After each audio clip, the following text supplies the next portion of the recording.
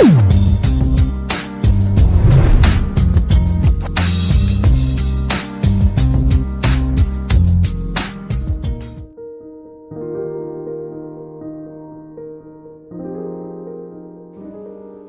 kami di surga, terima kasih oleh kasih setia dan penyertaan juga anugerah Tuhanlah kami ada sampai saat hari ini.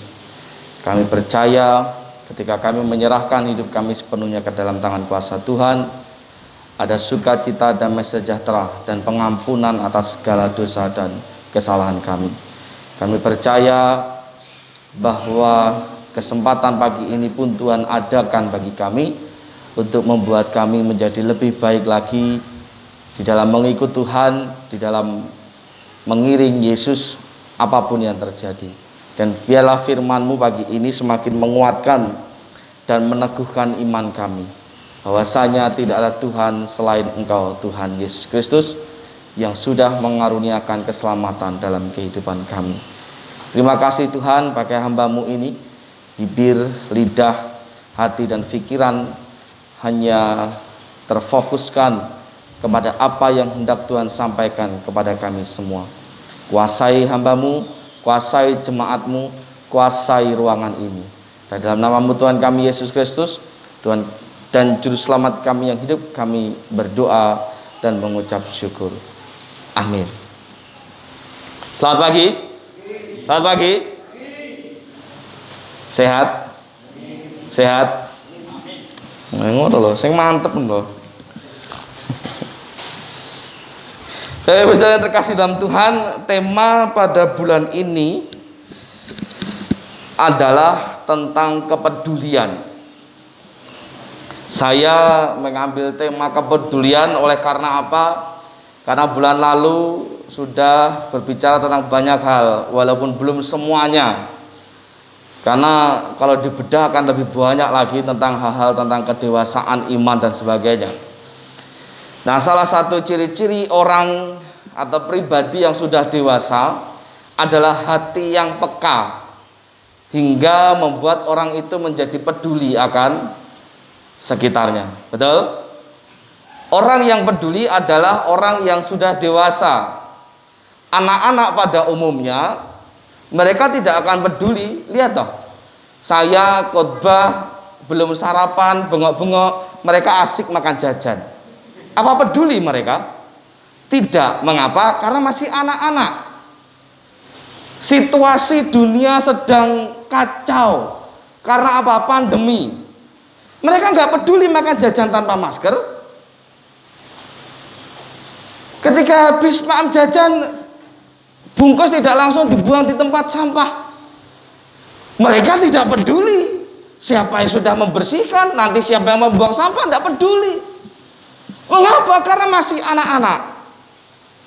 Nah, kita adalah orang yang sudah dewasa, yang tidak hanya secara umur atau usia saja, tetapi di dalam iman dan juga kedewasaan di dalam hati dan pikiran. Saya percaya kita semua sudah dewasa. Amin.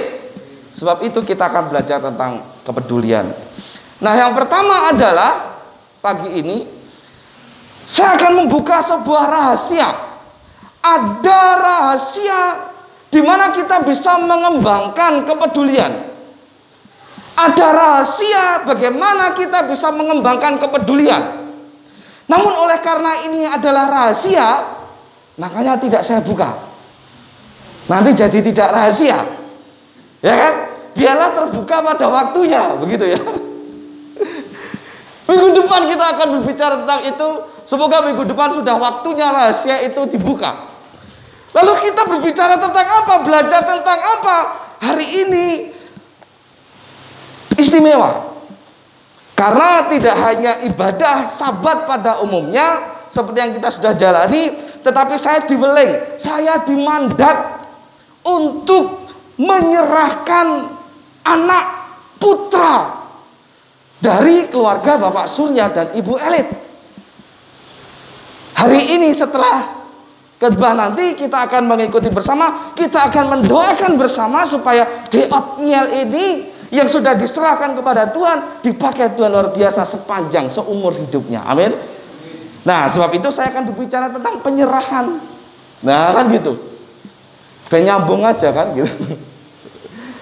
Penyerahan, tetapi saya akan berbicara lebih luas, lebih umum. Yang tidak hanya sekedar penyerahan anak, tetapi bagaimana setiap kita orang yang sudah percaya, khususnya kita yang sudah dewasa, baik secara usia maupun juga pengalaman maupun juga pikiran dan perasaan dan iman,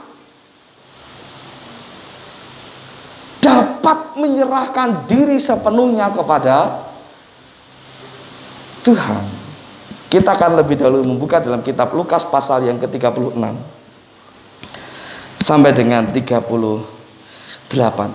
Lukas pasal yang ke-7, Lukas pasal yang ke-7 ayat 36 sampai dengan 38. Kita akan buka dalam kitab Lukas pasal yang ke-7 ayat yang ke-36 sampai dengan 38. Saya akan bacakan, silakan panjenengan menyimak baik di Alkitab, di HP, di layar LCD, tentang seorang perempuan yang mengurapi Yesus. Seorang Farisi mengundang Yesus untuk datang makan di rumahnya. Yesus datang ke rumah orang Farisi itu, lalu duduk makan. Di kota itu ada seorang perempuan yang terkenal sebagai seorang berdosa. Ketika perempuan itu mendengar bahwa Yesus sedang makan di rumah orang Farisi itu, datanglah ia membawa sebuah buli-buli pualam berisi minyak wangi. Sambil menangis ia pergi berdiri di belakang Yesus dekat kakinya, lalu membasahi kakinya itu dengan air matanya dan menyekanya dengan rambutnya. Kemudian ia mencium kakinya dan meminyakinya dengan minyak wangi itu. Saudara, minyak wangi yang dipakai ini bukan minyak wanginya Ayu Ting Ting gitu ya. Biasanya tak pakai minyak wangi. Nah, bukan minyak wangi yang itu. Tetapi satu jenis minyak wangi yang sebotol kecil yang itu sangat mahal. Jadi bukan sembarang minyak wangi yang sudah tercampur, teroplos oleh air dan alkohol, yang kalau disemprot itu gampang ngabar. Bukan itu. Dan yang menarik adalah ia yang datang mengurapi kaki Yesus adalah seorang perempuan yang dikenal berdosa. Memang kok dipatani Pak Eko suaranya? Memang tidak disebutkan apa dosa yang sudah diperbuat perempuan ini. Tapi mungkin kita sudah bisa membayangkan ya, orang atau seorang perempuan dianggap berdosa jikalau apa kira-kira. Nah, bisa gambar sendiri ya. Kira-kira seorang yang bagaimana? Dan tentu itu menjadi rasan-rasan bagi orang-orang yang ada di tempat itu. Dari sini kita bisa belajar tentang penyerahan diri yang sesungguhnya dari seorang perempuan yang dianggap berdosa. Dan memang orang berdosa. Ia secara total menangis menyesali dosanya di hadapan Tuhan. Ia menyerahkan diri kepada Tuhan. Apa yang kita bisa pelajari di sana tentang penyerahan diri ini? Apa sesungguhnya yang menjadi tujuan perempuan ini, dan apa sesungguhnya yang membuat kita harus menyerahkan diri di hadapan Tuhan? Yang pertama saya mencatat di sini. Apa tujuan kita harus menyerahkan diri di hadapan Tuhan? Yang pertama, penyerahan diri bertujuan supaya kita atau siapapun yang menyerahkan dirinya di hadapan Tuhan mengakui kedaulatan Tuhan secara mutlak, mengakui kemahakuasaan Tuhan secara mutlak. Orang yang menyerahkan dirinya kepada Tuhan itu artinya ia mengakui bahwa Tuhan berdaulat, bahwa Tuhan berkuasa secara mutlak atas halo, aja ngantuk, atas hidupnya, atas dirinya. Yang artinya dia sudah tidak menganggap lagi apa yang aku mau, tetapi apa yang Tuhan mau. Artinya dia menyerahkan supaya hidupnya seturut kehendak Tuhan dan firman-Nya. Hidupnya tidak lagi dikuasai oleh keinginan dan kepentingan-kepentingan serta nafsunya. Tetapi hidupnya benar-benar diserahkan untuk melakukan kehendak Tuhan. Tidak harus menjadi pendeta. Kalaupun iya, ya puji Tuhan. Artinya banyak pelayan-pelayan, banyak pekabar-pekabar Injil yang baru. Penyepet nih kiamat. Loh kok bisa? Firman Tuhan mencatat, kiamat atau Tuhan Yesus akan datang kalau semua orang sudah mendengar Injil kebenaran. Mendengar ya, bukan semua orang percaya, tapi semua orang sudah mendengar. Urusan percaya atau tidak itu urusan dia dan Roh Kudus. Artinya kalau orang Kristen seluruh dunia, Kristen itu adalah agama terbesar seluruh dunia. Kalau semua orang Kristen itu menginjili satu orang, orangnya seminggu Tuhan Yesus datang. Tetapi penyerahan diri yang dimaksud tidak harus menjadi atau diperlengkapi sebagai hamba Tuhan atau pendeta saja. Tetapi setiap kita wajib melakukan kehendak-Nya.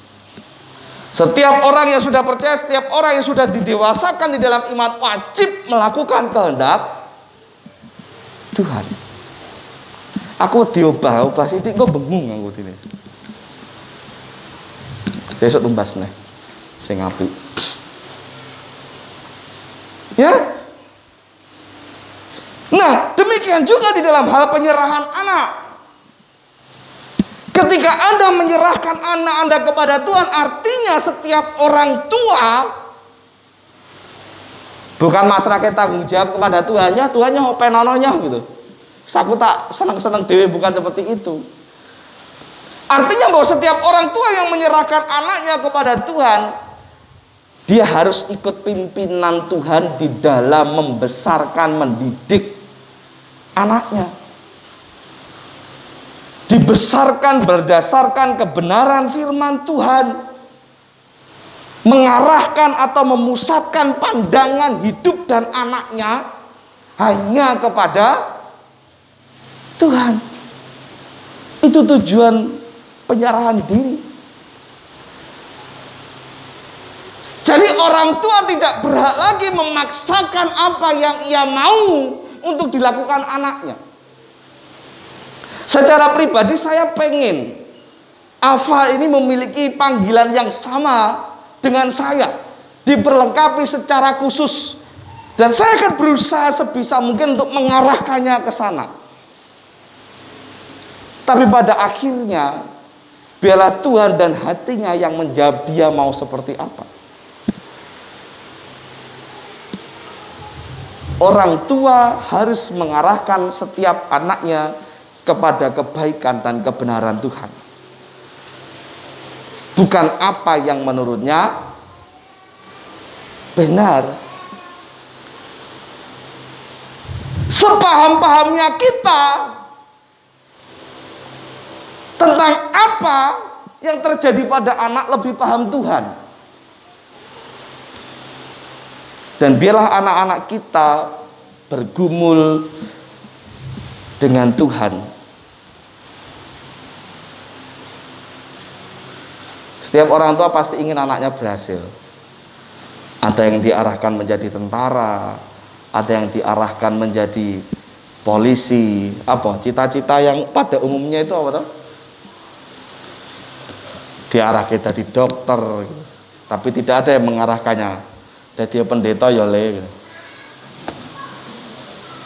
Wong lek sing golek sekolah wangel nek didirak ketampa nyuwun sewu rada bodho nek lagi wis sekolah pendeta wae engko tak golekne beasiswa kan entuk beasiswa ya. Lek anak sing elek sing turahan lagi dikekne Tuhan. Itu bukan penyerahan diri namanya. Tuhan diwenehi turahan.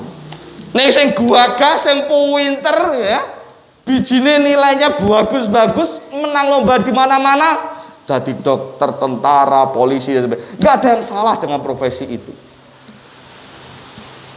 Semuanya itu baik, tapi kenapa sing baik-baik justru tidak diberikan kepada Tuhan?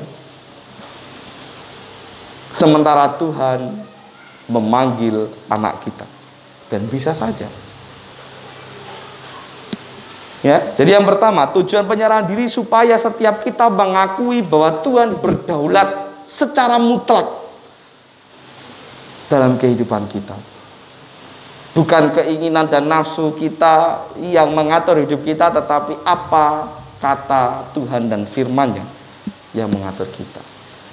Yang kedua, tujuan untuk menyerahkan diri kepada Tuhan supaya setiap kita mendapatkan kasih karunia dan juga hikmat yang dari Tuhan. Supaya setiap kita mendapatkan kasih karunia dan hikmat yang dari Tuhan. Untuk apa? Mengapa kita harus mendapatkan kasih karunia dan hikmat? Karena hanya dengan kasih karunia dan hikmat yang dari Tuhanlah kita dapat menjadikan atau menjadi tahu apa yang harus kita lakukan dan apa yang tidak harus kita lakukan. Dengan kata lain, dengan mendapatkan hikmat yang dari Tuhan, kita menjadi tahu apa kewajiban-kewajiban kita sebagai orang yang percaya. Banyak orang yang suka menuntut hak. Ya toh? Loh, hak kunti. Orang ke gereja yang dicari adalah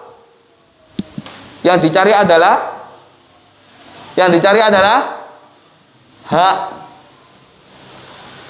Ento apa nek gereja, tetapi lupa akan kewajibannya kepada Tuhan dan gerejanya. Perpuluhan ya jarang-jarang, bahkan ora blas. Nek gereja ya arang-arang, kadang kalah karo sinetron. Ngono kok nuntut hak dari Tuhan dan hak dari gereja. Gitu loh ya. Itu salah kaprah namanya. Nah, dengan penyerahan diri ini kepada Tuhan, kita menjadi tahu apa yang menjadi kewajiban kita. Karena kita mendapat hikmat yang dari Tuhan. Dengan hikmat itu pula lah kita juga dapat menjadi tahu dan menjadi mampu untuk menjadi teladan. Ini penting, apalagi dalam hal penyerahan anak. Setiap orang tua wajib menjadi teladan bagi anaknya. Anaknya wis diserahne kepada Tuhan melalui gereja di hadapan sidang jemaat. Ning ora pernah dicontoni bagaimana caranya harus mengabdi kepada Tuhan. Mudeng enggak? Gak mudeng, tak perjelas. Ning siapne atimu. Wis diserahne kepada Tuhan, ning bar diserahne wong tuane keset. Nah. Wis seru to. Artinya orang tua itu tidak siap menjadi teladan. Dan ini kacau. Saya ini menjadi salah satu korban dari model orang tua yang seperti itu dulu. Maka sering saya beritahukan, pernah saya infokan juga. Aku lek kon ngajar sekolah minggu itu bingung kon mimpin lagu apa. Kenapa? Karena saya waktu kecil hampir tidak pernah sekolah minggu. Mengapa? Karena orang tuaku tidak pernah ke gereja. Dulu selalu ada saja alasan untuk tidak ke gereja. Ketika saya masih menjadi anak tunggal, katanya nanti ke gereja kalau sudah punya adik. Sama Tuhan diberi. Saya dengan adik saya itu selisih 9 tahun. Kurang lebih sama Yuda sama Yola juga toh. 9 tahun. Ya leng, kok papa mama di gereja lek wis duwe adik. Ketika ibu saya hamil dengan penuh perjuangan tadi, mah payu nek gereja. Heeh leng, kok lek bar wis apa wetenge rada gedhi ya, iki mamah cek akeh lemes dan sebagainya gitu. Wis rada gedhi wetenge, engko sik le, mama gak kuat duduk lama-lama. Loh, ini bener ini kisah nyata ini. Nanti begitu engko lek wis bar melahirkan, mesakne adike jek cilik le. Enggak ada satu peristiwa yang membuat mereka mau tidak mau harus menyerahkan hidupnya kepada Tuhan dan jadi setia. Makanya itu. Ketika kita menyerahkan diri kepada Tuhan, kita dimampukan untuk menjadi teladan. Jadi penyerahan diri ini atau penyerahan anak itu tidak hanya anaknya diserahkan, tapi orang tuanya siap juga tidak menyerahkan dirinya kepada Tuhan. Gitu. Halo, Pak Surya, Bu Surya.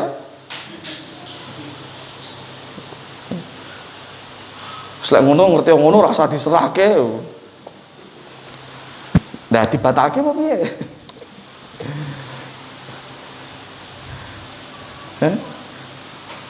Jadi penyerahan diri tidak hanya anaknya saja, tetapi orang tuanya juga harus menyerahkan diri supaya dapat menjadi teladan bagi anak-anaknya. Ngoyak sekolah minggu. Wong tuane dhewe ora budal ning gereja. Akan dia lucu. Ngetreke anake tok bar didukne terus mungker mulih. Engko wayah anake balik gereja dijemput. Lah ngopo? Ya tapi ya cek mending sih ada anaknya yang masih mau ke gereja gitu. Timbane sak omah terus ora nek blas sing budal sowan Gusti malah kacau gitu. Yang kedua, supaya setiap kita mendapatkan hikmat dan karunia yang dari Tuhan, untuk kita tahu apa kewajiban kita sebagai orang percaya, untuk kita menjadi mampu atau dimampukan di dalam meneladankan kebenaran kepada anak kita. Yang ketiga, apa tujuan kita menyerahkan diri kepada Tuhan? Sebagaimana perempuan ini yang datang kepada Tuhan dengan penuh dosa, dia menyesali di hadapan Tuhan, hingga pada akhirnya dia mendapatkan pengampunan dosa itu dari Tuhan. Mengapa setiap kita perlu menyerahkan diri kepada Tuhan? Karena kita itu wong dosa, karena kita itu orang berdosa. Maka kepada siapa lagi kita harus menyerahkan diri selain kepada Tuhan, yang sudah pasti memberikan pengampunan itu kepada kita. Murid-muridnya sempat menggak. Orang Farisi pun di situ memang yang dengan sengaja mengundang untuk menjebak Yesus.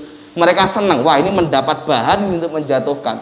Tetapi Yesus tidak mengubah keputusannya untuk mengampuni orang yang sudah dengan tulus menyerahkan dirinya di hadapan Tuhan. Sebab itulah setiap kita harus menyerahkan diri kepada Tuhan. Tidak ada tempat selain di kaki Yesus. Serahkan dirimu kepada Tuhan. Bahwa kita itu sapa toh? Kita itu hanya manusia biasa. Superman itu cuma ada di film. Betul enggak? Superman, superhero itu cuma ada di film. Gatot Kaca wes sapa sing wis roh Gatot Kaca? Ora wayange lho ya, wonge lho. Wong konon katanya itu juga cuma cerita. Mbok kejadian nyata atau tidak juga nggak tahu. Siapa yang menjadi saksi? Apa ditulis dalam kitab ini? Yang juga nggak ada. Itu hanya ada dalam cerita. Yang artinya bahwa setiap kita itu manusia biasa, yang tidak mungkin bisa terbebas dari belenggu jika tanpa menyerahkan diri kita kepada Tuhan.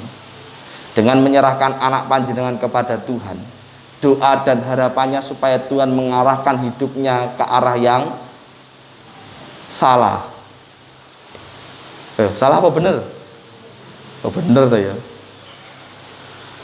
Dengan menyerahkan anak-anak kita kepada Tuhan, ada doa di dalamnya supaya anak kita menjadi orang yang benar di hadapan Tuhan. Dengan menyerahkan hidup kita kepada Tuhan, totalitas hidup kita kepada Tuhan, ada doa di dalamnya supaya kiranya Tuhan berkenan mengampuni setiap dosa dan kesalahan Jadi tujuan mengapa kita harus menyerahkan diri, yang pertama, supaya kita dapat mengetahui dan mengakui bahwa hanya Tuhan yang berdaulat secara mutlak dalam hidup kita. Yang kedua, mengapa kita harus menyerahkan diri kepada Tuhan, supaya kita mendapatkan kasih karunia dan hikmat Tuhan, sehingga kita tahu kewajiban kita sebagai orang percaya, sehingga kita mampu untuk menjadi teladan bagi anak-anak kita, bagi generasi-generasi di bawah kita. Dengan menyerahkan diri kepada Tuhan, kita mendapatkan pengampunan dosa. Yang tidak ada satupun pribadi yang bisa memberikan pengampunan itu selain Tuhan. Siapa? Tuhan siapa? Tuhan siapa? Lu ora percaya piye ora jawab iki? Di dalam Tuhan Yesus Kristus. Kiranya ini memberkati, menjadikan kita semakin dewasa, menjadikan kita semakin tahu apa yang harus kita lakukan sebagai orang yang sudah percaya kepada Tuhan. Serahkan diri kita sepenuhnya kepada Tuhan. Biar Tuhan yang mengatur, biar Tuhan yang mengendalikan. Berapa banyak kegagalan yang sudah terjadi oleh karena kita ngeyel ora manut omongan Tuhan. Kalau jenengan mau mengingat, kalau jenengan mau ngitung dan bisa dihitung, Anda akan tahu betapa lemahnya kita jika kita nuruti ego kita sendiri. Berbeda kalau kita nuruti apa kata Tuhan. Tuhan Yesus memberkati kita semua. Kita akan tunduk kepala dan berdoa. Bapa kami surga, terima kasih Tuhan. Biarlah dengan firman Tuhan ini secara khusus Bapak dan Ibu Surya semakin mantap di dalam menyerahkan anaknya ke dalam kuasa Tuhan. Tuhan yang mengendalikan, Tuhan yang memampukan, supaya mereka dapat membimbing dan mengarahkan anaknya ke dalam tangan kasih kuasa Tuhan dan kebenaran di dalam firman-Mu. Dan untuk setiap kami yang pagi ini mendengarkan firman ini, biarlah kami semakin mantap untuk menyerahkan hidup kami secara total hanya kepada Tuhan. Karena tidak ada tempat lain selain di dalam Tuhan Yesus Kristus untuk kami dapat meletakkan hidup dan pengharapan kami ini. Kami percaya Tuhan yang berdaulat atas hidup kami, yang akan membuat hidup kami semakin hari semakin berkenan dan semakin dekat kepada Tuhan. Kami percaya bahwa Tuhan yang berdaulat dan berkuasa atas hidup kami, yang akan membuat hidup kami mampu menghadapi apapun yang terjadi, walaupun pahit, walaupun penuh dengan air mata. Namun kami percaya dengan menyerahkan diri kami sepenuhnya kepada Tuhan, ada kuat dan ada kuasa yang Tuhan berikan bagi kami untuk kami dapat menjalaninya dengan penuh ketabahan dan kesabaran, hingga pada akhirnya nanti kami dapat mencapai satu garis finish yang baik, yang indah dan mulia yang sudah Tuhan sediakan. Terima kasih Tuhan, terima kasih Yesus. Di dalam nama-Mu Tuhan kami Yesus Kristus kami berdoa dan mengucap syukur. Amin.